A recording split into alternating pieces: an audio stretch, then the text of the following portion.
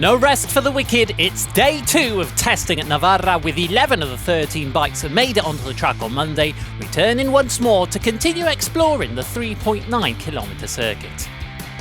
With no Team HRC in sight, it was the remaining 3 manufacturers who kept the ball rolling on Tuesday, Yamaha topping the timesheets once again. Toprak Razgatlioglu said on Monday that the new circuit should play to the strengths of the R1, one-off fuel issues notwithstanding, of course. That was again on display today, with both himself and Garrett Gerloff trading places at the top of the timesheets, 48 thousandths of a second between them, and both breaking into the 136s. Andrea Locatelli fell just shy of the 137 hurdle, but still made a big step forward from day 1, finding nearly a second and a half on his previous fastest lap to go 4th overall, less than 0.2 of a second behind his teammate. The 4th Yamaha on track on Tuesday was regular factory test rider Nicolo Canepa, who filled in for GRT's Kota Nozane, the Japanese rider out with a fractured middle finger from his day 1 crash.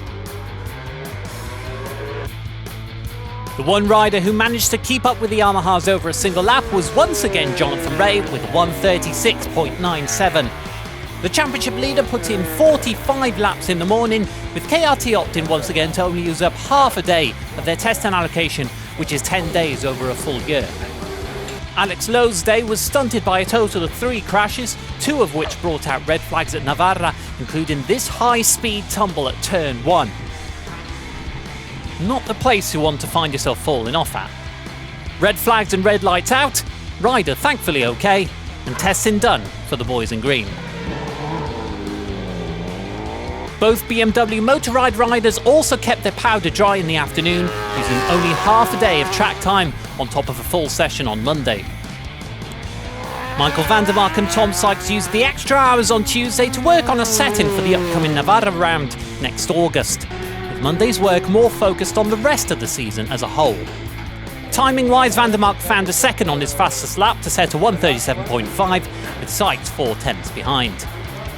Jonas Folger did use up a full day of his allocation, using his old bike for a back-to-back comparison of some of the new parts that they tested yesterday.